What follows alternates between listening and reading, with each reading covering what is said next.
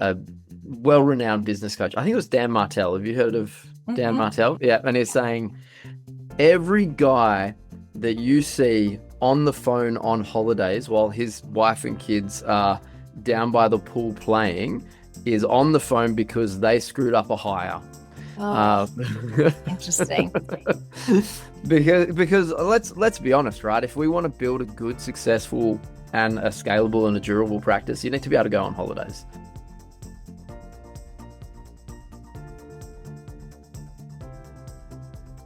Hello, and welcome to Build Your Remarkable Practice podcast. This podcast is dedicated to chiropractors who are in the seasons of launching and building their practice. Join myself, Dr. Lona, and my co-host, Dr. Bobby, as we have conversations each week as it relates to building the practice of your dreams. And remember, you can have a remarkable practice as part of a remarkable life, not instead of one. We're here to lead you on the way. All right, welcome back to the Build Your Remarkable Practice podcast, and I am back with Dr. Andrew Alekna from Down Under, and we are going to continue the conversation from last time. We were talking about team and really carrying that vision through so you can attract the right team members when you get clear about who you're looking for.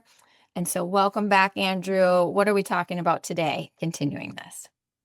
Continuing on from that, I think our main focus today is going to be leadership and actually like really leading and steering and communicating with your team effectively so that once you've got the right hire, they're, trained and they are ready and equipped to do what you want. I remember seeing, I can't remember who it was, a well-renowned business coach. I think it was Dan Martell. Have you heard of Dan Martell? Yeah, and he's saying every guy that you see on the phone on holidays while his wife and kids are down by the pool playing is on the phone because they screwed up a hire. Oh, Uh, interesting.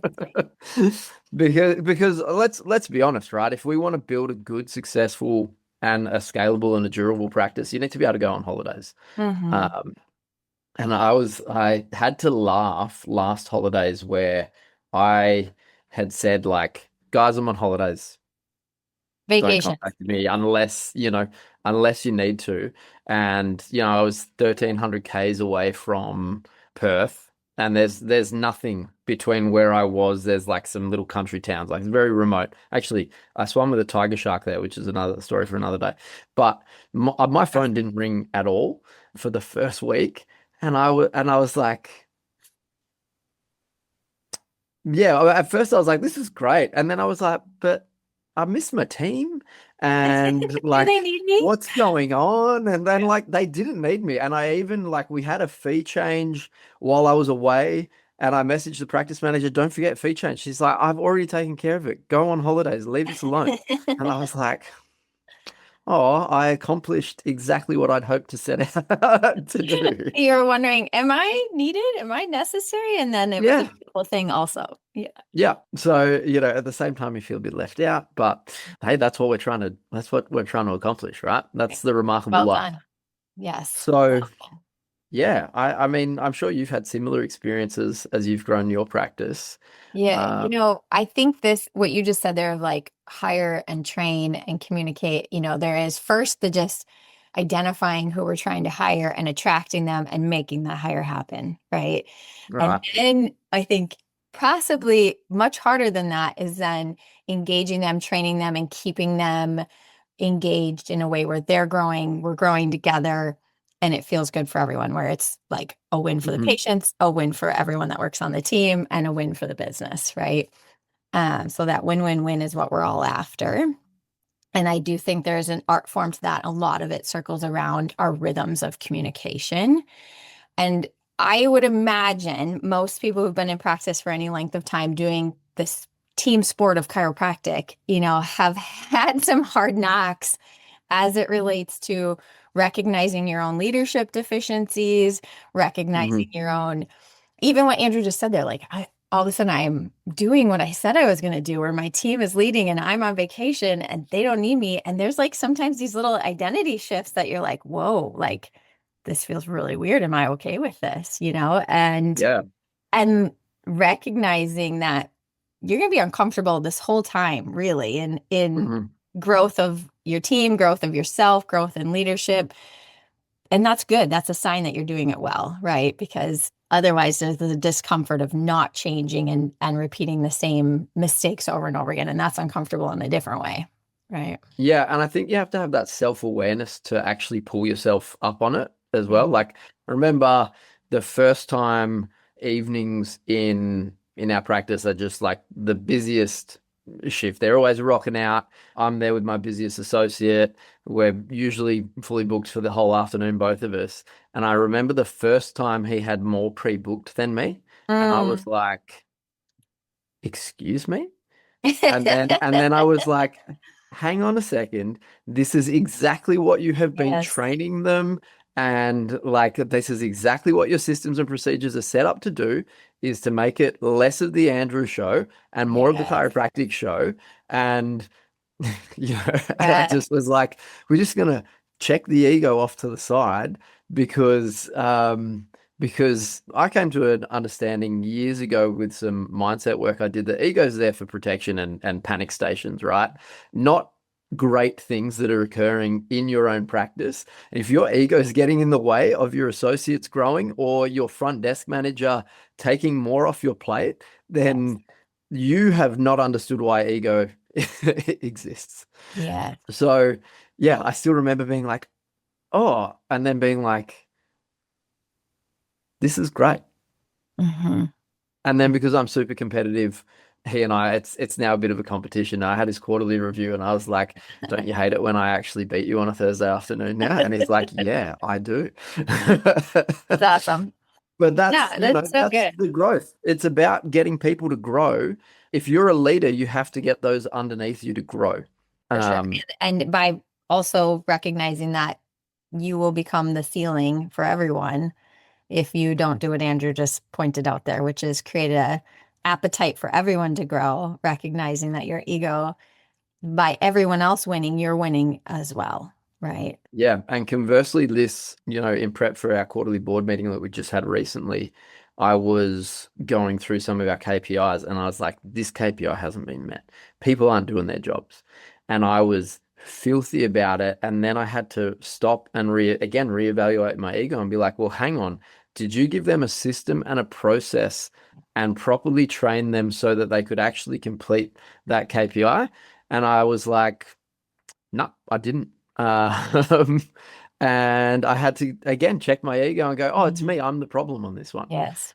You know, Pretty much always part of it, right? Like if we're being honest as leaders, we are always part of the problem. We're either setting a limitation that didn't need to be there. We haven't trained well. We haven't clearly defined what the thing is that we're going after or how to get there. There's so many versions of it, right? But I think or we haven't verified. If we've done all of that right, we haven't subsequently circled back around and gone, are you actually doing the processes and yes. procedures that we've trained on? And, sometimes I think as well as a leader, you can want to be everybody's friend Mm, and kind of let things go a little bit. And you just paint yourself into a corner where yes. that 100% your staff would prefer a leader that says to you when as soon as they're not doing something as they should, that needs to be done differently than somebody who's buddy friend, Yeah. and then 3 months later dictate, why aren't you doing this, rather than like, hey, that's not how we do it. Remember, this is the process.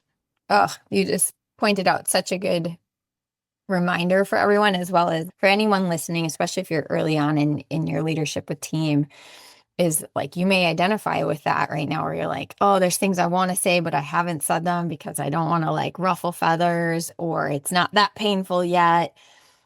I think Andrew and I would both encourage that if you go back and listen to the episode we did before about like being very clear about the mission and the vision you're after, and then the role you're hiring for and how that fits into the mission and vision, if we keep that vision as the center point of why we're even in this relationship in the first place, right? So we might have a friend relationship, and I love my team. I love hanging out with my team. Mm. But the real reason we come together Monday, Tuesday, Wednesday, Thursday, Friday is to do this thing called chiropractic and to do it with the vision that we're carrying. And we keep that at the top, right? Mm. It's that if we get away from that, or it gets in a reverse order, and we can forget why we even have this opportunity to be together in the first place, that's when things get goofy. It doesn't mean that we can't love each other. It doesn't mean that we can't care about what's happening inside and outside of the practice. But at the end of the day, if we're not stewarding the mission well, we're not speaking into the things that are potentially rubs, because they're going to hold back our ability to deliver on the mission, that's where we get sideways in our relationships, and it becomes much more painful. Or at least in my experience, when I have shirked that responsibility of communicating well, or I'm making excuses, whether that's for myself excuses or excuses for team members because something hard's happened or what have you. Grace is important, but also communication through that is really important as well, because it's tough to come back around when you have avoided a conversation for 6 months, a year, or God forbid, longer. And then you try and right that ship. Yeah, it's it's no different to communicating with your patients, right? Like the first time they don't show up for an appointment or they go off schedule, and you kind of, if you gloss over it, and then in 6 months' time, doc, why haven't I got results? And you're like, oh, you haven't been great on your schedule. You let them down because you didn't pull them up and keep them accountable back then. It's no different to your team. If you're letting them behaviors creep in, that number one, like stopping, like you said, we have to put chiropractic in that mission first. Stopping that mission, stopping people succeed in that mission, you're letting them down and you're letting your community down. But also number two, if those behaviors and habits are stopping their personal development and growth, even if they're unaware of it, you're letting them down again. Because I think leading a team, my favorite thing is definitely seeing the growth in my team, right? Like my practice manager is not the same person that we hired 7 years ago. She has grown so much, and every time we talk about it at a staff meeting, we get a bit teary, and because we love to love our staff, but part of loving them is giving them the direction and structure that they deserve to grow. And I remember Dr. Bobby talking about at my very first immersion that I attended as a participant. He's like, you can choose your hard, right? Like you can do easy now, which is, being a friend, and then hard, the hard is coming, right? And the longer you leave it, the harder it's going to be. Yeah. Or So you can rip the Band-Aid off now, and it'll be easier later because everybody will be, the ducks will be in a row, right? Everybody will be happy and comfortable. But yeah, I guess that's probably one of the key things of leadership is like learning to face the hard yes. quickly rather than kick the can down the road. Do they say that in America? Yeah, they kick the can down the road. Yeah, you got that. Yes, got one. What was the one that you said offline earlier? I don't remember it now. In the hopper, I said, Yeah. like, I don't know. Yeah, I don't know that one real well. yeah, look, I actually got that from a guy in Utah, so I'm Right. quite Well, sure that's a US phrase. he's probably more American than I am, I guess. So Anybody can do that. yeah, I'm just kidding.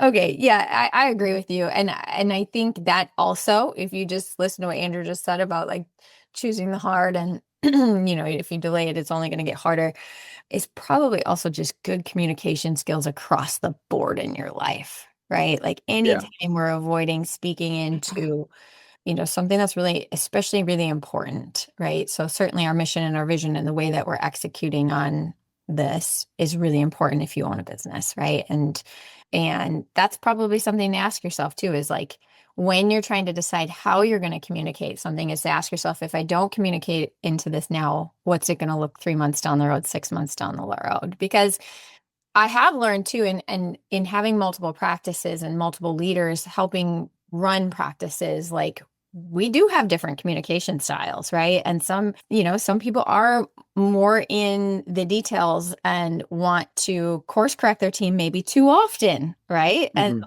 maybe, so that's the other thing, to is like know thyself a bit. Understand, am I someone that is trying to micromanage everything, or am I someone that has like freewheeling about everything that goes on because I just want everyone to like me and I haven't given them some good boundaries of how I want things to be done? Because there may be a grayscale there too of like, I actually need to refrain from communicating some of the things Hmm. where I'm communicating them, find the appropriate time and ask myself, is this really important or is this me just trying to control everything? Yeah, and a good leader is not a control freak, right? Mhm. Like, I always think of the amount of times Dr. Malcolm said it to me on my coaching calls, and I was like, what's he talking about? And then it clicked is the correct process to be a leader is delegate and train but trust but verify, right? So, if you're trying to be everybody's friend, then you're not verifying that what you've done, right? If you're not training them properly and you're like micromanaging your buck and you're not doing the delegate and train but trust part, both of them are going to end up in a problem. Right. But if you can nail that process, I would say my experience with coaching clients and in reflection in myself is where most people let themselves down is they do the delegating but not the training very well, Mhm. or they do the whole process but not the verification very well. Yes. And you hear those horror stories of people who've had staff members embezzle like Mhm. money or something like that because they weren't doing that last verification step. Right. So that's the job of a leader. That's the job of a CEO is to circle back around and go, okay, is this actually being done properly? Yes. Um, Yes. So true. Yeah. And to look, if you're trying to understand who you are as a leader, look back on some of the painful things that have happened and look at the patterns that exist because likely you'll see one, right? Where I know I was the one that needed to verify, right? And part of that verification is why we encourage you to join TRP and learn how to do even the vital signs, the different understanding mhm. your numbers in attraction, conversion, retention, money, team building, because that is the verification on some level. There's other verifications, but just even knowing your numbers helps you identify when something is off track, right? Yeah, and I'm always baffled when I talk. You probably are too when you talk to somebody and you're like, so where are the visits at? And like, where's your patient volume at? And they're like, oh, we don't really pay attention. And I'm like, Yes. Yes. what do you mean? So you have no idea, like you're just freewheeling this. You have no idea how things are going. You have no idea if the stuff that you're actually doing is working. Yeah. You have no idea if it's working for the patients, if the patients are getting good results. Because, I guess that's the other step of having a proper, like Mhm. functioning, successful practice is making sure that the patients are getting results through verification. So, this verification concept, I always think it's amazing. Like the principles that you apply to being a leader of your team are exactly the same principles as you apply to being a leader for your patients, because Mhm. that's essentially what you are. Right. And I know we talk about the motivational triad that's mentioned in the communication modules in the DC Academy. That the reality is that communication recipe where people are moving from pain towards pleasure at the lowest economy or the economy of energy or the lowest energy possible Mhm. is the reality for every interaction. Yep. Unless you can check yourself and go, well, hang on, I actually need to do something painful because it will save me energy later. Yeah. Or to bring me pleasure later. Yes. Yeah. Mhm. Yes. Yeah. Exactly. Yeah. And how we do that with our team is through what we teach in TRP, like the daily rhythms, the weekly rhythms, the quarterly rhythms, the meetups that you have scheduled where you get one-on-one and you understand each other deeper. And if we aren't structured enough to have some of these meetings in place or these numbers in place, these stats, right? It can feel really overwhelming to hear you need to get all of that in place, but it's actually your path to freedom and to a lot more Mhm. engagement from your team. So everything you want is on the other side of the accountability to do that, right? Yeah, and I'm sure you're the same. None of this happened overnight in my Yeah. practice. I didn't just come home from an immersion or have a coaching call and go, we're doing this, this, and this. That's why you have a coach because you go, Right. okay, I want to do this, but I have no idea how to practically actually implement it in the way my practice runs.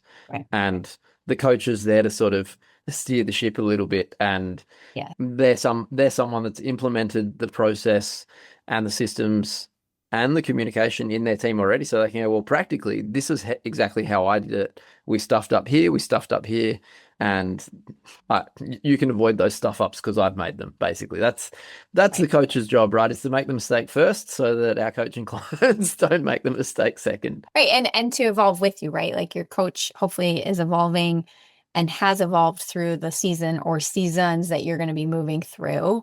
And so it doesn't mean that we're all going to do it the same way, but there's certainly some recipes to pay attention to. I know like my huddles and team meetings and monthly meetups and quarterly board meetings keep evolving as our practice grows and our team expands, and how we're going to, do that. How many other leaders are really carrying different parts of those processes? So, the goal is to find someone that can help you implement better systems for communication and leadership and teach you, because we've all been taught by someone, how to go to the next level, right? Yeah.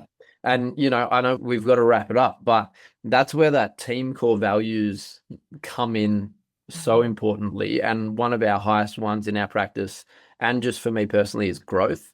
And so, as a coach, like you said, like I've got to evolve for my coaching clients. I've got to get better. I've got to like soak in more knowledge.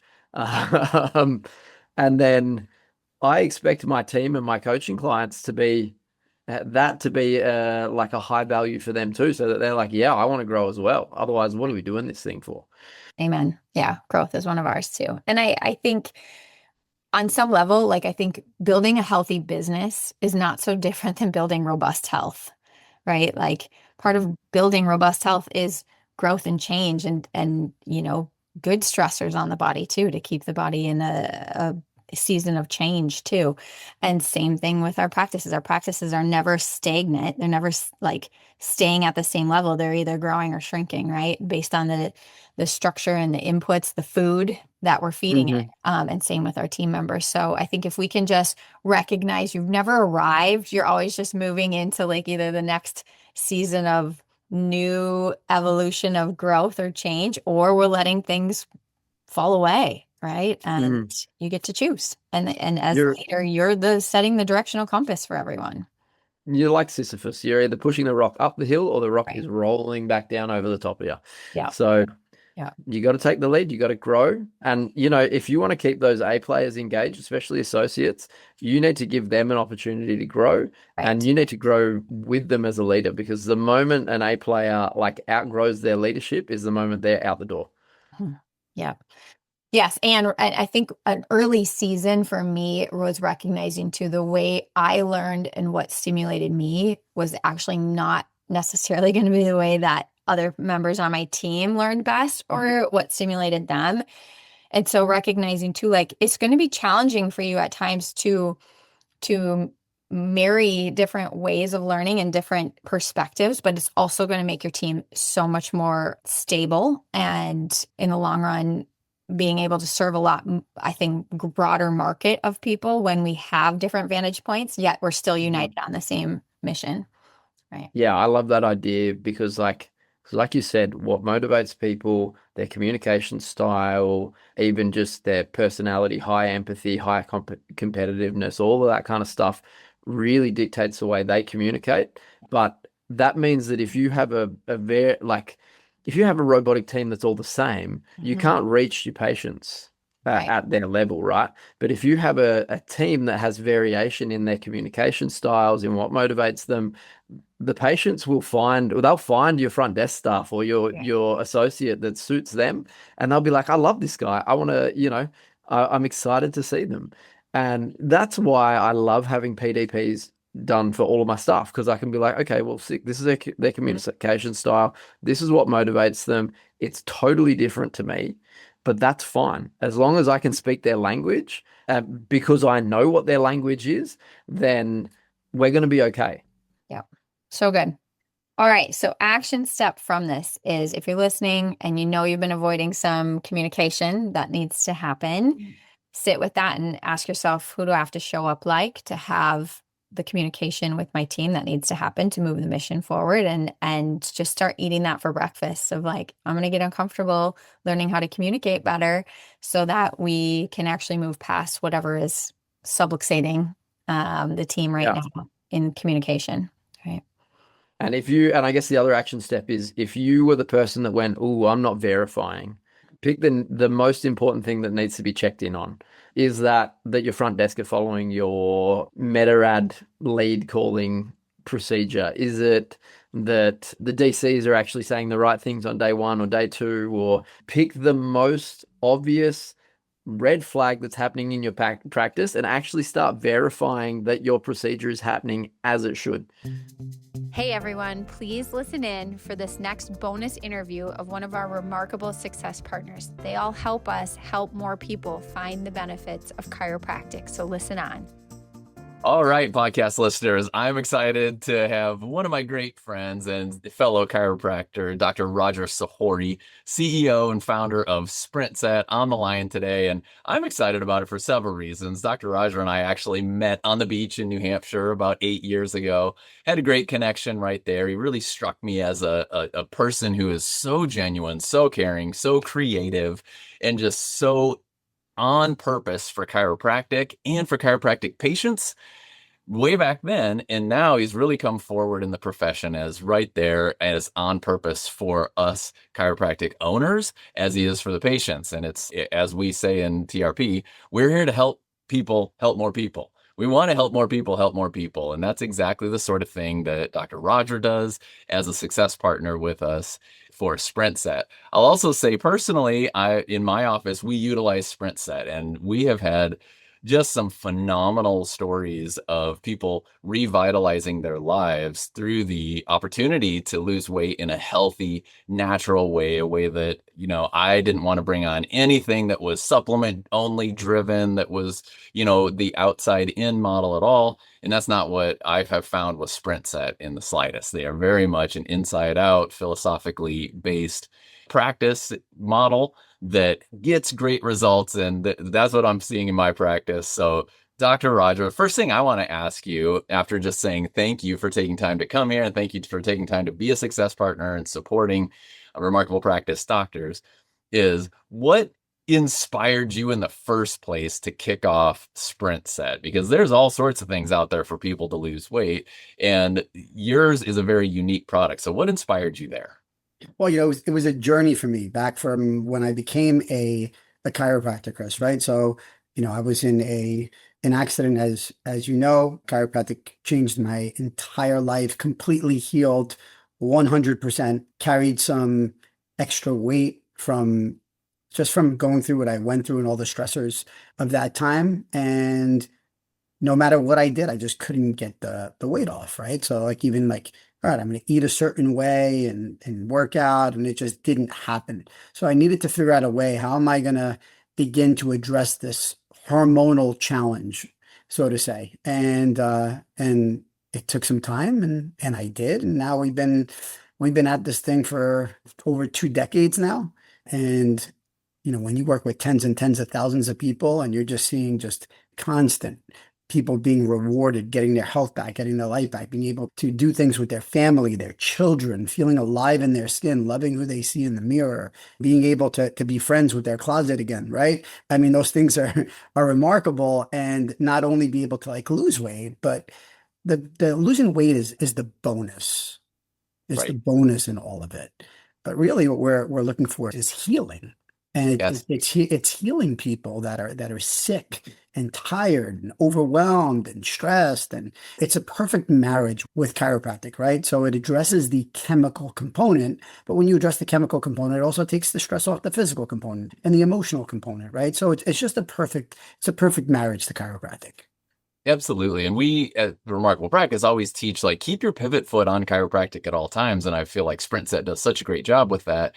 The doctors who utilize it can absolutely talk about SprintSet as something that supports the adjustment and as something that enhances the healing that they're going to get.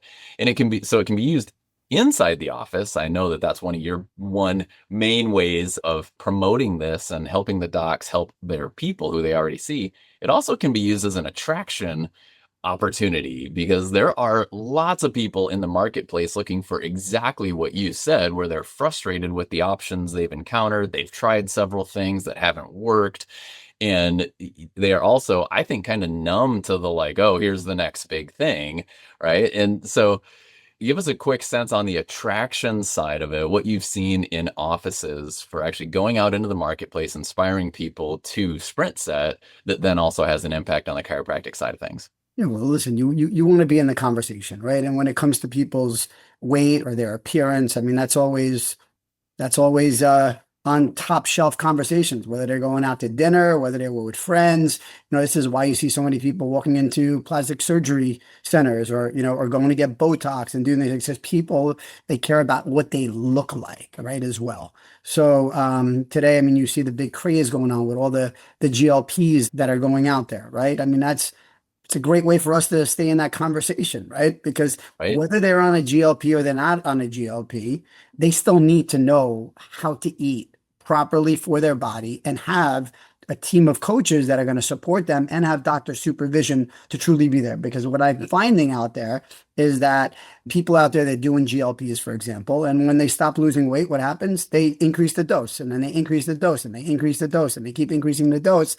And it's causing some major challenges. As we know, gastroparesis, liver issues, kidney issues, skin challenges, aging, muscle wasting, etc. Right?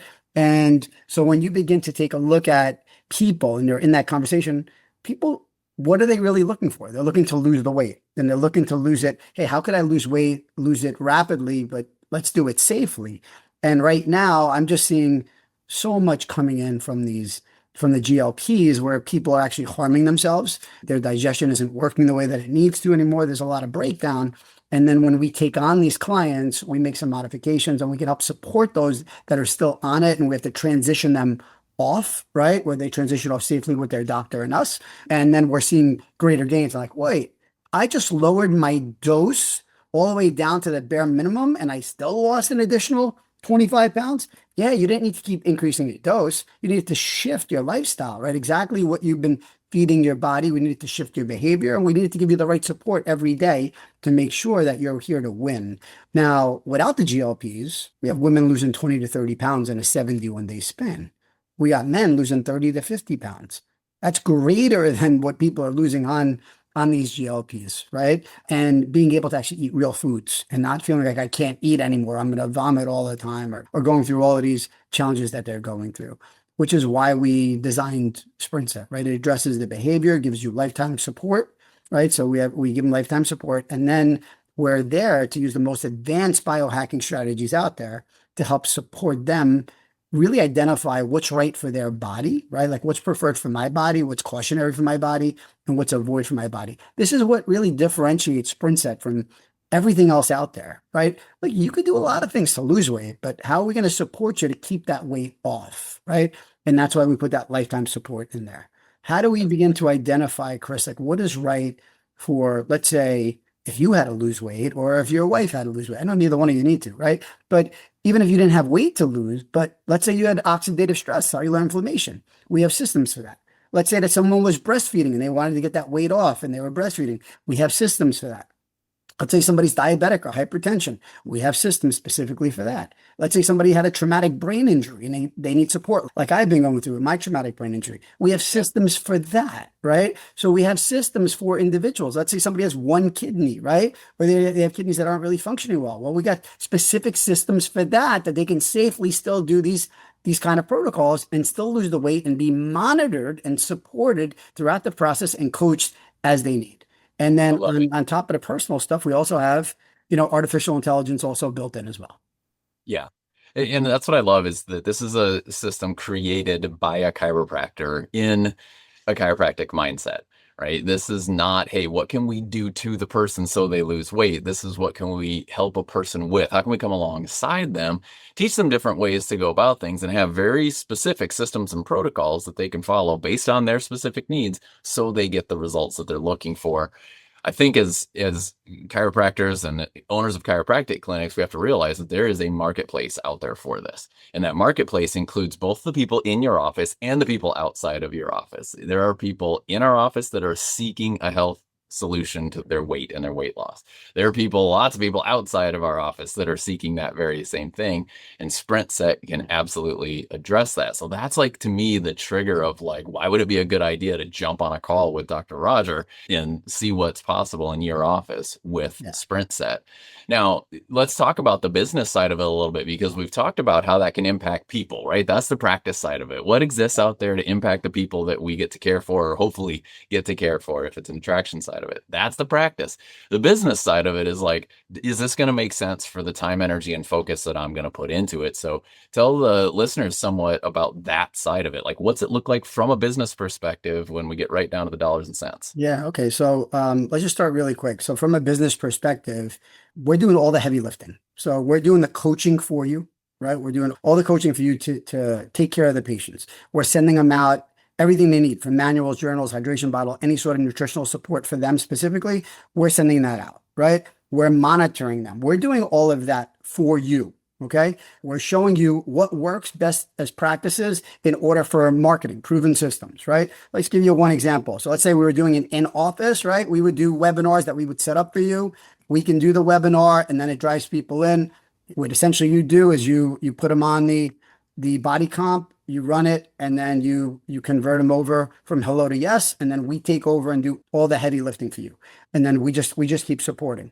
Now, I know we're short on time, so I just want to get into this aspect here. But for me, if I could share my screen really quick, right? Absolutely, go for it. Right, I'm gonna share my screen.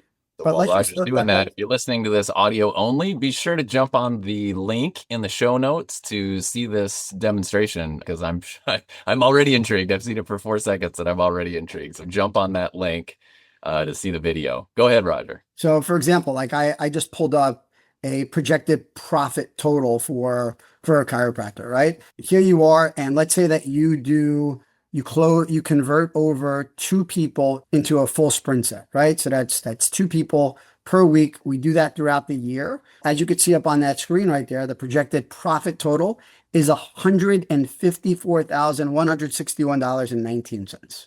So let's say somebody says, listen, I want to make, over 300 grand, right? So let's jump that up to 4 people a week. So 16 people in a month. This is doable. This is very, very doable. Between internal and then bringing in some external marketing, extremely doable, right? And with this right here, I've also included marketing expenses. This is the projected profit total. Right. Okay. This is already now. If I say, hey, listen, I want to make close to $500,000, 465,000. All right, I do 6 of those. Now, if I really become, hey, listen, I'm really into it, and now that I'm being known in my community, and I'm doing 10 a week, I'm at $750,000. Right.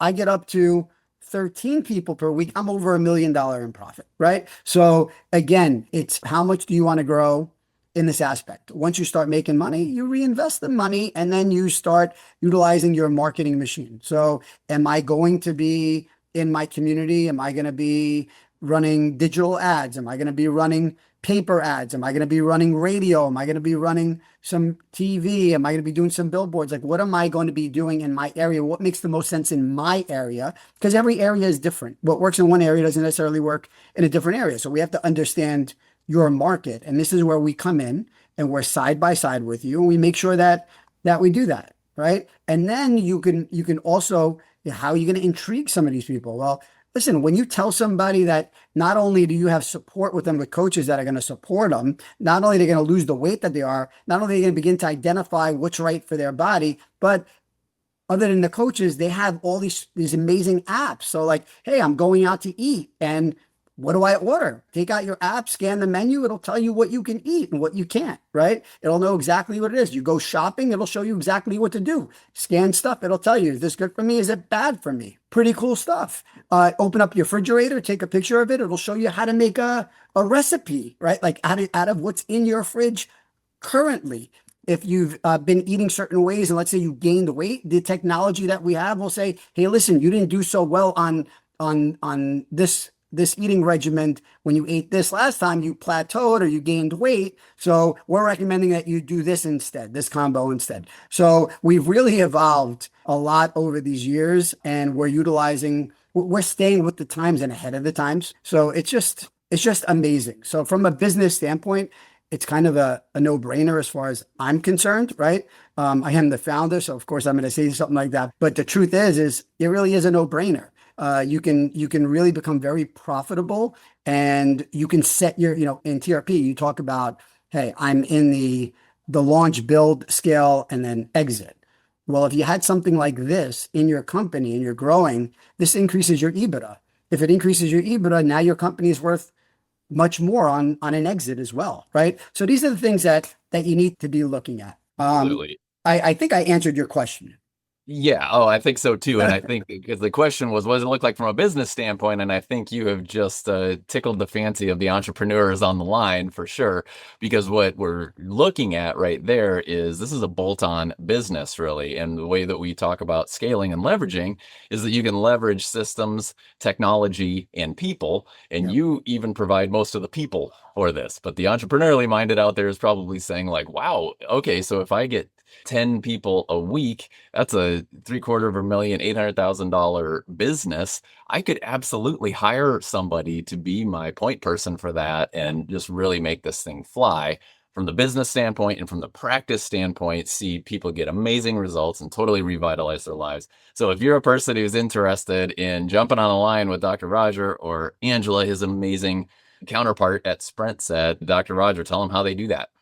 Yeah. So really simple. All you got to do is just go to sprintset.com and then right on there, just enroll as that you want to be a provider, right? And if you do that, we can go from there and we'll have your contact information. We could set up a day and time to connect and we'll have an onboarding and conversation and just see if you're the right fit for us and if we're the right fit for you. Very good. Sprintset.com and just take it from there. I love it. That's it, right? That's Dr. Roger. SPRINTSET, right? Yep. Yep. SPRINTSET.com. That's right. That's right. Sprintset.com. Yep. Yeah. You got it. I love it. Thank you, Dr. Roger, for having such a great company that can help us in our practices, help more people. Thank you for being a success partner also and supporting those remarkable doctors out there. And I look forward to the next time we get to meet in person. Thank you, brother. God bless. Take care. Thanks for listening to this episode of Build Your Remarkable Practice podcast. Remember, what the world needs now is chiropractic, and what chiropractic needs now is more successful chiropractors. If you like the podcast, please subscribe, share with your friends, and leave us a review. And if you'd like to connect with us personally, please click the links in the show notes to schedule a call.